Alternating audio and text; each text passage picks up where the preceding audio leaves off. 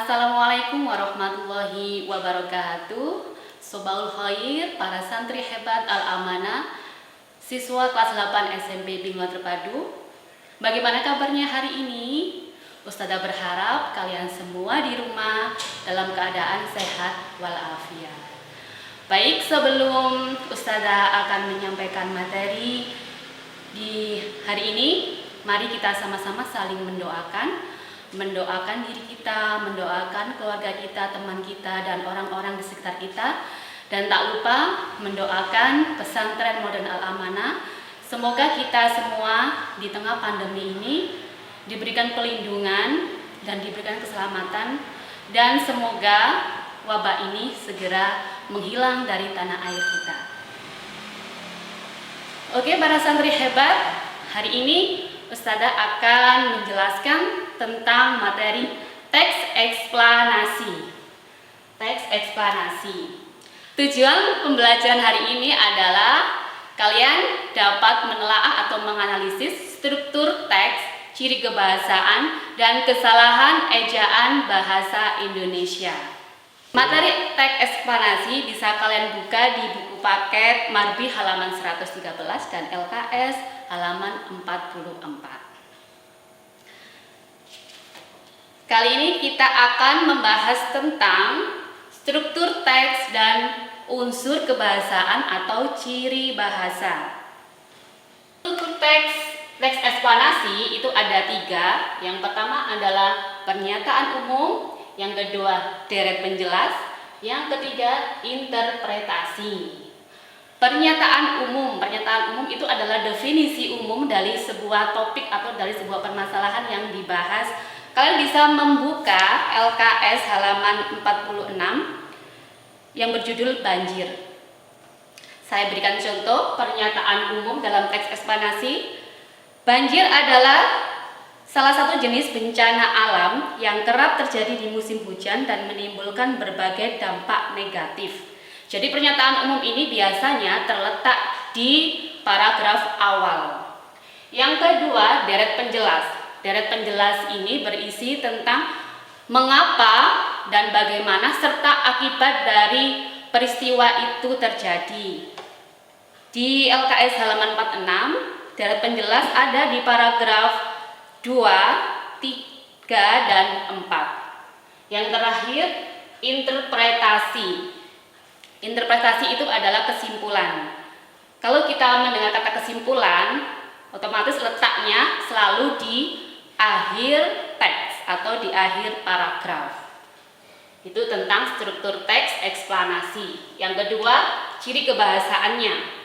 Ciri kebahasaan yang biasanya digunakan dalam teks eksplanasi itu ada 3. Yang pertama ada istilah teknis. Istilah teknis itu adalah istilah ilmiah. Contohnya reboisasi. Reboisasi ini biasanya istilah ilmiah yang digunakan di ilmu IPS. Yang kedua, akademik, literasi, ini biasanya ada di ilmu bahasa dan lain sebagainya. Yang kedua, konjungsi kausalitas. Konjungsi kausalitas itu adalah konjungsi sebab akibat. Contohnya karena, oleh sebab itu, oleh karena itu, dan lain-lain. Ciri bahasa yang ketiga yakni konjungsi urutan waktu. Contohnya kemudian, lalu, setelah itu, dan lain-lain. Kalian bisa membaca struktur teks dan ciri bahasa lebih dalam lagi. Nanti ada link yang bisa kalian buka yang sudah dikirim oleh Wallace di WA kalian masing-masing. Materi yang ketiga yakni penulisan ejaan bahasa Indonesia. Sebenarnya kalau kita berbicara PUEB, Pedoman Umum Ejaan Bahasa Indonesia, itu banyak dan sangat luas sekali. Hanya saja Ustazah di sini hanya menekankan ada 2. Yang pertama, penulisan kata depan di dan imbuhan di yang pada praktiknya sering sekali mengalami kesalahan. Yang kedua, penulisan bentuk terikat, non, pasca, dan pra. Karena ini kita berbicara teks eksplanasi yang menjelaskan tentang fenomena alam, peristiwa sosial, dan bencana alam, maka penulisan bentuk terikat non dan pasca serta pra itu sering digunakan.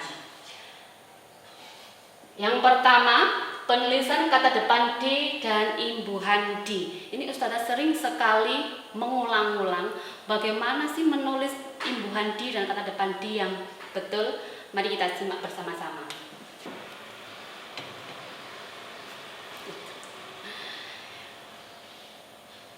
Yang pertama, penulisan imbuhan di. Imbuhan di itu fungsi utamanya adalah membentuk kata kerja pasif. Saya ulangi, membentuk kata kerja pasif. Jadi lawannya dari kata kerja aktif. Kalau kerja aktif itu diawali dengan me. Kalau kata kerja pasif diawali dengan di. Contohnya, dikerjakan, ditulis, dijenguk, diawali. Kalau diaktifkan jadi mengerjakan, menulis, menjenguk, dan mengawali. Penulisannya bagaimana? Penulisannya harus digabung atau digandeng.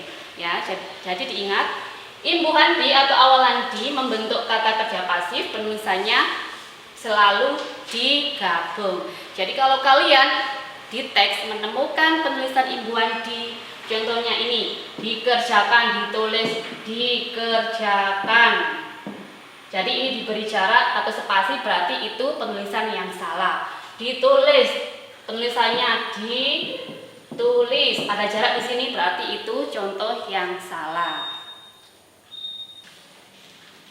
Yang kedua, penulisan kata depan di. Fungsinya membentuk kata keterangan. Ingat, kata depan di selalu membentuk kata keterangan tempat. Penulisannya wajib dipisah. Contohnya di rumah, keterangannya di rumah, di kelas, di bawah, dan di antara. Kalau di rumah ditulis digabung seperti ini, berarti itu penulisan yang salah. Begitupun di kelas, di bawah, dan di antara. Dan masih banyak contoh yang lain. Jadi kalian harus bisa membedakan antara imbuhan di dan kata depan di. Untuk lebih jelasnya, kalian bisa mengunduh materi di link yang sudah dibagikan oleh para wali kelas.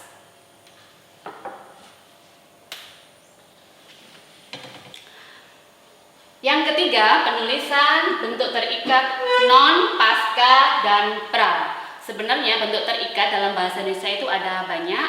Di antaranya ada anti, ada antar, ada inter, dan lain-lain. Cuma yang Ustazah tekankan di sini hanya non, pasca, dan pra. Bagaimana aturan penulisannya? Aturan penulisannya adalah dirangkai atau digabung dengan kata selanjutnya.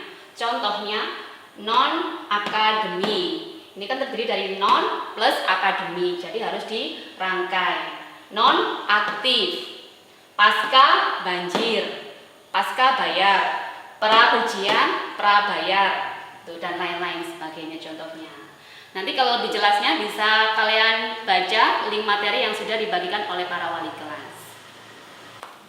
Baik para santri hebat al-amanah, itu tadi penjelasan singkat materi struktur teks ekspanasi dan ciri kebahasaan teks ekspanasi. Semoga kalian bisa memahaminya dengan baik. Tapi kalau kalian masih belum memahami, kalian bisa membaca ulang link materi yang sudah dibagikan oleh wali kelas.